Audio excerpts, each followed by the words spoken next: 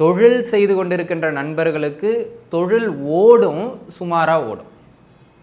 பெருசாக ஏற்றம், பொருளாதார ரீதியாக வளர்ச்சி அப்படின்லாம் சொல்கிற அளவில் ஒன்றும் பெரிய அளவில் கிடையாது.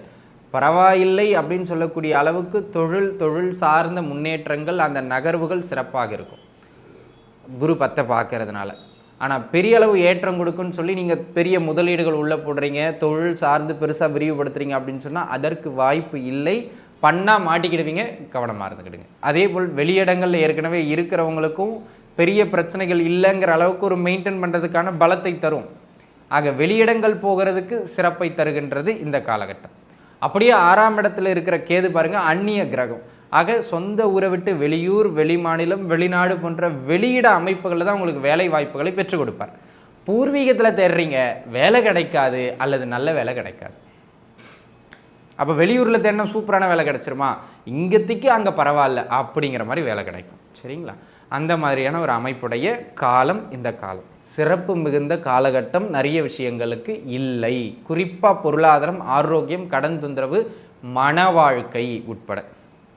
மன வாழ்க்கையிலையும் 7ஆம் வீட்டை பார்க்குற சனி பகவான் ஜென்ம ராசியில் அமர்ந்து மன அழுத்தத்தை தந்து மன வாழ்க்கையிலையும் கொஞ்சம் அழுத்தங்களை தரதான் செய்வார். ஸோ நம்ம அதை தான் கொஞ்சம் பார்த்து வரணும். மனக்குழப்பங்கள் அடிக்கடி மேலோங்கிடும். இந்த முடிவெடுக்கிறதா, அந்த முடிவெடுக்கிறதா, அதை பண்ணுறதா, இதை பண்ணுறதா, எதை பண்ணுறதுனே தெரியாமல் சரிவர முடிவெடுக்க முடியாமல் திணறுவீங்க. தமிழ் புத்தாண்டு பலன்கள். நம்ம தான் என்ன வருடம் பிறந்தாலும் ஜனவரி 1ஆம் தேதி ஆங்கில புத்தாண்டு என்றாலும் சித்திரை 1ஆம் தேதி நம்முடைய தமிழ் மரபின்படி நமக்கு தமிழ் புத்தாண்டு. அதன் அடிப்படையில் பார்த்துக்கிட்டிங்க அப்படின்னு சொன்னால் ஒவ்வொரு வருடமும் ஒவ்வொரு பெயர் கொண்டு நம்ம தமிழ் வருடத்தை 60 வருடங்களாக அழைக்கின்றோம். அந்த விதத்தில் இந்த வருடத்திற்கு விசுவாவசு வருடம் அப்படின்னு பெயருங்க. சில முக்கிய கிரகங்கள் அனைத்துமே இந்த விசுவாவசு வருடத்தில் பெயர்ச்சி பெறுகிறாங்க. அப்போ இந்த கிரகங்களின் பெயர்ச்சிகளை எல்லாம் ஏறத்தாழ நம்ம கணக்கிட்டு பொது பலன் அடிப்படையில் உங்களுடைய ஜென்ம ராசிக்கு நம்ம பலன் சொல்ல போகிறோம். இந்த பலனுடைய பலம் ஒரு 10% நீங்கள் எடுத்துக்கிடலாம். உங்கள் சுயஜாதக தசாபுக்திங்கிறது ரொம்ப முக்கியமானது. அதையும் ஒரு முறை பார்த்துட்டு எந்த ஒரு முக்கிய விஷயத்தையும் செயல்படுத்துறது மிக நல்லது அப்படிங்கிற ஒரு முன்னுரையோடு நம்ம இப்போ உங்களுடைய ஜென்ம ராசிக்கு இந்த விசுவாவசு வருடம் எப்படி இருக்கும் அப்படிங்கிறத பார்த்துருவோம். நம்ம எப்படி பார்க்க போகிறோம்னா, எங்கெல்லாம் நன்மைகள், எங்கே கவனமாக இருக்கணும், என்ன பரிகாரங்கள் செய்யலாம் அப்படிங்கிறது தான் நம்ம 1 by 1 பார்க்க போகிறோம். ஆக தொடர்ந்து நம்ம பதிவுக்குள்ளே போகலாம் நண்பர்களே. மீனராசி நேயர்களே, மீனத்தை பொறுத்த மட்டிலும் பார்த்துக்கிட்டிங்க அப்படின்னு சொன்னால் இந்த வருடம் இந்த ராஜகிரகங்கள் தான் எப்போவுமே தமிழ் பலன்களை, வருட பலன்களை நடத்துங்கிறதுல மாற்றுக்கிறது கிடையாது. அந்த விதத்தில் ஜென்ம ராசிக்குள்ளாக சனி பகவான் அமர்ந்திருக்காருங்க. 4ஆம் இடத்துக்குள்ளாக குரு பகவான் அமர போகிறாருங்க. அதே போல் 12ஆம் இடத்துல ராகுவும் 6ஆம் இடத்திற்குள்ளாக கேதுவும் அமர்றாங்க. இது ஒரு யோக கிரகநிலை அப்படின்னா வெளிப்படையில் கேதுவை தவிர பிற கிரகங்கள் எதுவும் சொல்கிற அளவில் கொஞ்சம் பலமான அமைப்புகளில் இல்லைங்கிறது தான் அமைப்பு. இப்போ நீங்கள் நல்லா புரிஞ்சுக்கிட வேண்டிய ஒரு விஷயம், அன்பு நண்பர்களே, இந்த காலகட்டம் எப்படி இருக்குது, ஏற்றங்களை தருகின்ற அமைப்புகளில் இருக்கா அப்படின்னு கேட்டுக்கிட்டிங்கன்னா, தொழில், பொருளாதாரம், ஆரோக்கியம், குடும்பம், உறவு முறைகள், இதை சுற்றி தான் நம்ம லைஃப் ஓட போகுதுங்க. அந்த விதத்தில் ஜென்ம ராசிக்குள்ளாக சனி பகவான் இந்த வருடம் முழுக்கவும் அமர்கிறார். அதனால் வெளிப்படையில் சொன்னோம்னா அடிப்படையிலேயே இது ஒரு பெரிய ஏற்றத்திற்கான காலகட்டம் இல்லைங்கிறத நம்ம மனதில் வச்சுக்கிடணும். First point. சரி, நம்ம இப்போ ஒவ்வொன்றா என்ன கிடைக்கும் அப்படிங்கிறத பார்த்துருவோம். 10ஆம் இடத்தை குரு வலுத்து பார்க்குறாருங்க. 4ல் அமர்ந்து வேலை வாய்ப்புகள் கிடைக்கும். அதே 10ஆம் வீட்டை சனியும் பார்க்குறாரு. நல்ல வேலையாக கிடைக்காது, எளிமையான வேலையாக கிடைக்காது. கொஞ்சம் கூடுதல் எஃபர்ட் போட்டு தான் பண்ணுற மாதிரி இருக்கும். ப்ரெஷரோடு நகர்ற மாதிரி தான் இருக்கும். ஆனாலும் வேலை கிடைக்கும், ட்ரை பண்ணுங்கள். நீங்கள் நல்ல வேலை தான் வேணும்னு எதிர்பார்த்தீங்கன்னா வேலை கிடைக்காது, மறந்துடுங்க இந்த வருஷம். அப்போ நம்ம கிடைக்கிற வேலையை எடுத்துக்கிட்டு போயிடணும் அப்படிங்கிறது வெரி இம்பார்ட்டண்ட்டான ஒரு விஷயம். இது முதல் அமைப்பு. 2வது, இந்த காலகட்டத்தை பொறுத்த மட்டிலும் அன்பு நண்பர்களே நல்லா உள்வாங்கிக்கிடுங்க. இந்த காலகட்டம் தொழில் செய்து கொண்டிருக்கின்ற நண்பர்களுக்கு தொழில் ஓடும், சுமாராக ஓடும்.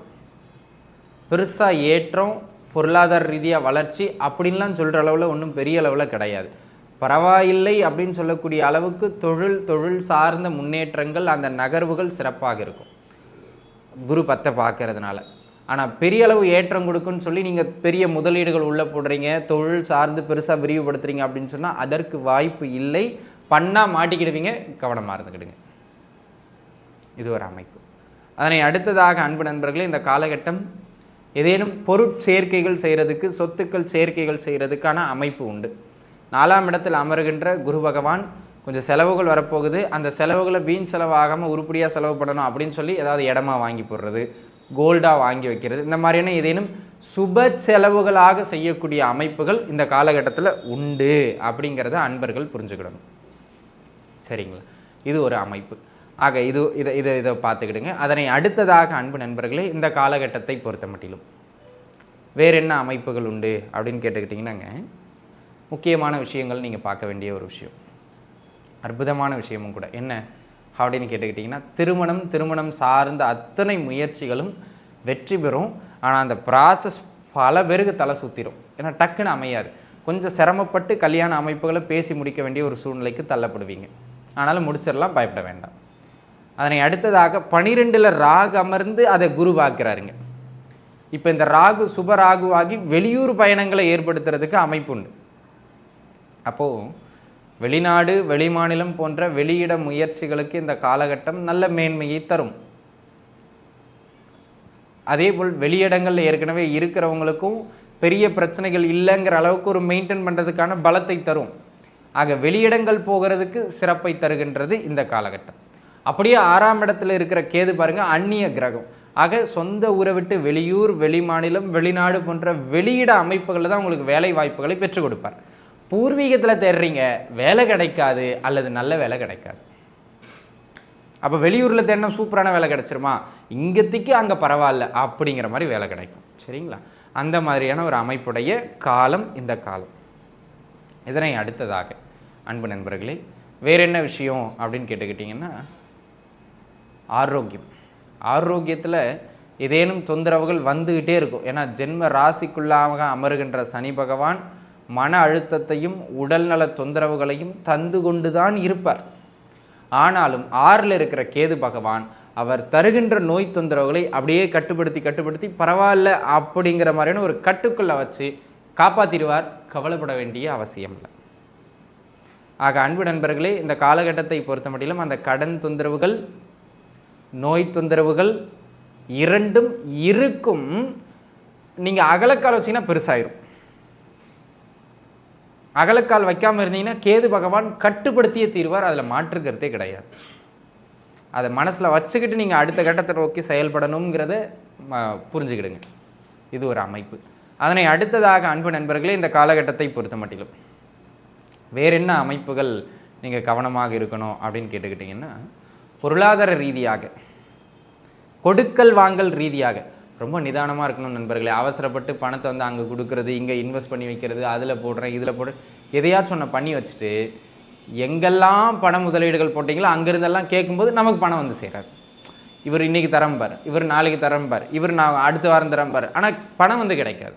அப்படியே இந்த வருஷம் முழுக்கவும் பணத்தில் ஒரு அலைச்சல் விரயம்னு அப்படியே கொண்டு போயிடும்.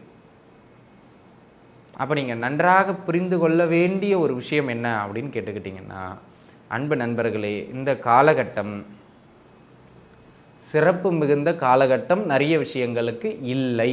குறிப்பாக பொருளாதாரம், ஆரோக்கியம், கடன் தொந்தரவு, மன வாழ்க்கை உட்பட. மன வாழ்க்கையிலையும் 7ஆம் வீட்டை பார்க்குற சனி பகவான் ஜென்ம ராசியில் அமர்ந்து மன அழுத்தத்தை தந்து மன வாழ்க்கையிலையும் கொஞ்சம் அழுத்தங்களை தரதான் செய்வார். ஸோ நம்ம அதை தான் கொஞ்சம் பார்த்து வரணும். மனக்குழப்பங்கள் அடிக்கடி மேலோங்கிரும். இந்த முடிவெடுக்கிறதா அந்த முடிவெடுக்கிறதா, அதை பண்ணுறதா இதை பண்ணுறதா, எதை பண்ணுறதுனே தெரியாமல் சரிவர முடிவெடுக்க முடியாமல் திணறுவீங்க. அப்போ கூடுமான வரையிலும் எதை செய்தாலும் ஒரு எப்படி சொல்கிறதுங்க, ஒரு தெளிவாக நிதானித்து செஞ்சிட்டிங்க அப்படின்னு சொன்னால் தப்பிச்சுக்கிடுவீங்க. ஓவராலாக என்ன சொல்ல வரேன்னா, வேலை கிடைக்கும், கிடைக்கிற வேலையை எடுத்துங்க. தொழில் ஓடும், பெரிதாக முதலீடு போட்டு அகலக்கால் வைக்காதீங்க. ஆரோக்கியத்திலையும் பொருளாதார ரீதியாகவும் தொந்தரவுகள் வரதான் செய்யும். அகலக்கால் வைக்காமல் இருந்தீங்கன்னா அது பெருசாக இருக்காது. உறவுகள் கிட்ட விட்டு கொடுத்து போய்ங்க. பெருசாக வளரணும்னு நினைக்காதீங்க. இது உங்கள் வளர்ச்சிக்கான காலகட்டம் இல்லை. இருக்கிறத வச்சு அட்ஜஸ்ட் பண்ணி வண்டி ஓட்ட வேண்டிய காலகட்டம் அப்படிங்கிறத மட்டும் புரிஞ்சு ஓட்டிக்கிட்டிங்கன்னா போதும். மற்ற விஷயங்கள் அனைத்தும் நன்றாக இருக்கும். சரிங்களா? ஆக அன்பு நண்பர்களே, இந்த காலகட்டம் கொஞ்சம் நிதானித்து இருப்பது மிக மிக நல்லது. அனைவரும் நன்றாக இருப்பீர்கள். வாழ்க வளமுடன். நன்றி.